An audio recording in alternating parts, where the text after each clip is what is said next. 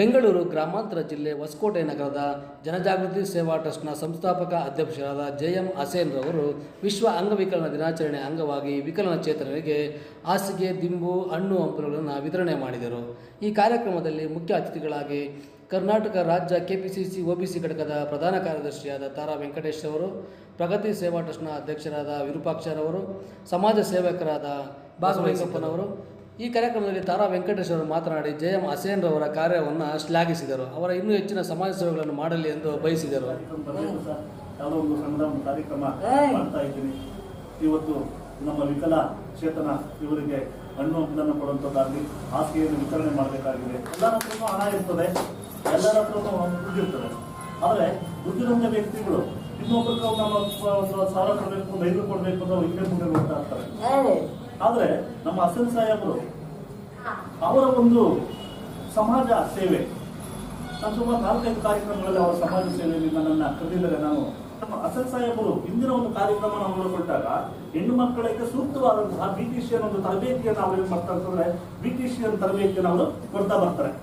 ಆದರ್ಶ ಜೀವನವನ್ನು ಸಾಧಿಸುವಂತಹ ಒಂದು ಹಣ ಸಂಪಾದನೆ ಮಾಡುವಂತಹ ಒಂದು ಕೆಲಸ ನಿಮ್ಮಲ್ಲಿದ್ದಾಗ ನೀವು ಗಂಡನನ್ನು ಕಾಯಲ್ಲ, ಮಕ್ಕಳಿಗೆ ಏನು ಊಟ ಹಾಕ್ಬೇಕು, ಆ ಟೆನ್ಷನ್ಗೆ ಏನು ಮಕ್ಕಳಿಗೆ ನಿಮ್ಗೆಲ್ಲ ಏನು ಒಂದು ಸೌಕರ್ಯ ಮಾಡಬೇಕು, ಅದು ಸಂಪಾದನೆ ಮಾಡಬೇಕು ಅಂತ ಯೋಚನೆಯನ್ನು ಮಾಡಿ ಮಹಾನುಭಾವ ನಮ್ಮ ಹುಸೇನ್ ಅವ್ರು ಏನ್ ಮಾಡ್ತಾರೆ, ಸುಮಾರು ಮಕ್ಕಳಿಗೆ ಹೆಣ್ಮಕ್ಳಿಗೆ ಟೈಲರಿಂಗ್ ತರಬೇತಿಯನ್ನು ಕೊಟ್ಟು ಸರ್ಟಿಫಿಕೇಟ್ ಅನ್ನು ಕೊಡುವಂತದ್ದನ್ನ ನಾವು ಕಣ್ಣಲ್ಲಿ ನೋಡಿದ್ದೀವಿ.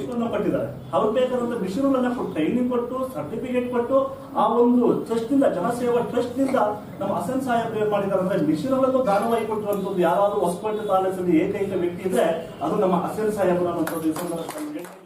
ಪೇರೆಂಟ್ಸ್ಗೆ ತರಬೇತಿಗಳಿದಾವೆ, ತರಬೇತಿ ತಗೊಂಡು ಅವರು ಸ್ವಯಂ ಉದ್ಯೋಗ ಮಾಡಬಹುದು.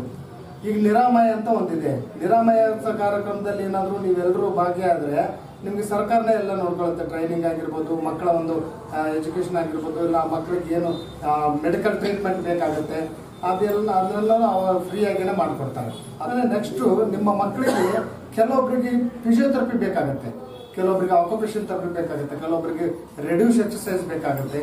ಆ ಥರದ್ದು ಮಕ್ಕಳಲ್ಲಿ ನೀವು ಏನು ಮಾಡ್ಬೇಕಂತಂದ್ರೆ ಪೇರೆಂಟ್ಸು ನೀವೇನಾದರೂ ಮಾಡ್ಕೊಂಡಿದ್ವಿ ಸಾಧ್ಯ ಫೌಂಡೇಶನ್ ಅಂತ, ಅದರಲ್ಲಿ ಕೆಲಸ ಮಾಡಿದ್ದೀನಿ.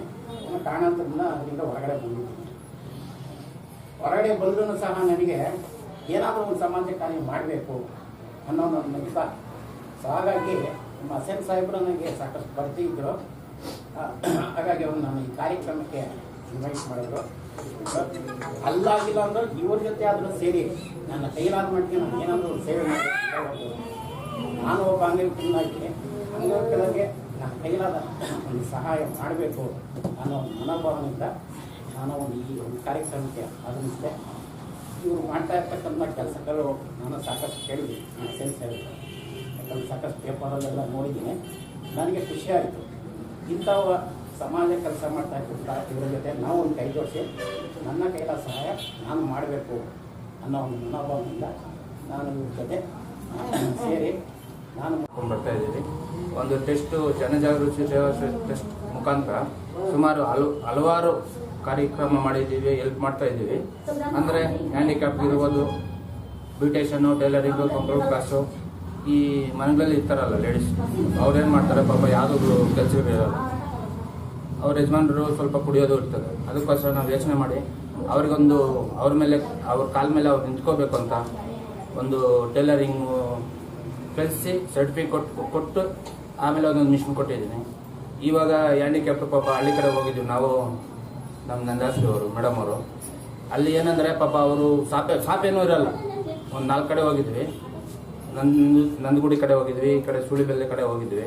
ಅದು ನೋಡಿಬಿಟ್ಟು ನನ್ನ ಮನುಷ್ಯ ಏನಾಯಿತು, ಏನೋ ಒಂದು ಇರೋರ ಹತ್ರ ತಗೊಂಡು ಇಲ್ದಿರೋರು ಕೊಡಬೇಕು ಅನ್ನೋ ಉದ್ದೇಶನೇ ನಂದು ಕಾನ್ಸೆಪ್ಟು. ಅದೇ ನನ್ನಿಂದ ಆಗೋಷ್ಟು ನಾನು ಹೆಲ್ಪ್ ಮಾಡ್ತಾಯಿದ್ದೀನಿ.